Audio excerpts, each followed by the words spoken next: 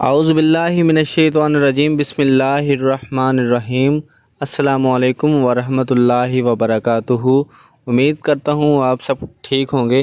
دوستو، آپ نے کبھی نہ کبھی تو سنا ہوگا، اچھی امید رکھو گے تو اچھا ہی ہوگا۔ ایک سانپ اپنے زہر کی تعریف کر رہا تھا کہ میرا ڈسا ہوا کبھی پانی نہیں مانگتا۔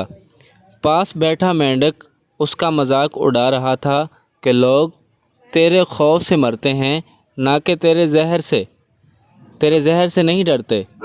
دونوں کا مقابلہ لگ گیا۔ آخر کار طویل بحث و مباحثہ کے بعد یہ طے پایا کہ کسی راہ گیر کو سانپ چھپ کے کاٹے گا اور مینڈک سامنے آئے گا، دوسرے راہ گیر کو مینڈک کاٹے گا اور سانپ سامنے آئے گا۔ اتنے میں ایک راہ گیر گزرا، اس مسافر کو سانپ نے چھپ کے کاٹا، جبکہ ٹانگوں سے مینڈک پھدک کر نکلا۔ پھر یوں ہوا کہ راہ گیر نے مینڈک کو دیکھا اور دیکھ کے زخم کھجا کے تسلی سے چل پڑا۔ خیر ہے، مینڈک ہی تھا، کیا فرق پڑتا ہے۔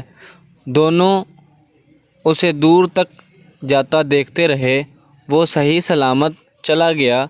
دوسرے راہ گیر کو مینڈک نے چھپ کے کاٹا اور سانپ پھن پھیلا کے سامنے آ گیا۔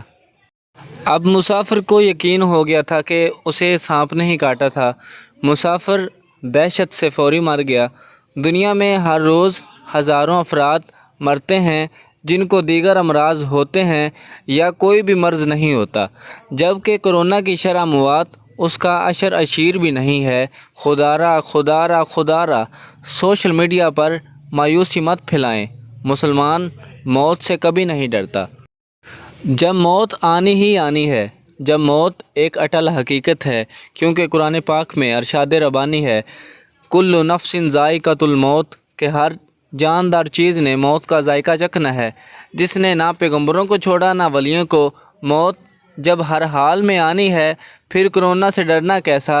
احتیاط لازم کریں، لیکن خوف خود سے الگ کر دیں۔ خوف اور مایوسی سے انسان کی قوت مدافعت ختم ہو جاتی ہے۔ لہٰذا اپنے اندر کے ڈر کو نکالیں اور ہمت سے کام لیں، جو کسی بھی بیماری سے لڑنے کے لیے بہت ضروری ہوتی ہے۔ کرونا کے ہزاروں مریض صحت یاب ہو چکے ہیں اور ہو بھی رہے ہیں۔ موت اسی کو آتی ہے جس کی زندگی کے دن پورے ہو چکے ہوتے ہیں۔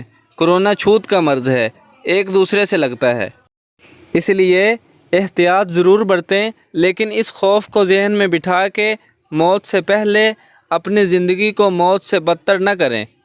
جینے کی امنگ خود میں پیدا کریں گے تو کوئی وائرس آپ کا کچھ بھی نہیں بگاڑ سکتا، اور اللہ تعالیٰ وہی دے گا جس کی اللہ تعالیٰ سے امید رکھتے ہو۔ لہٰذا اپنی امیدوں کو پازیٹیو رکھیں۔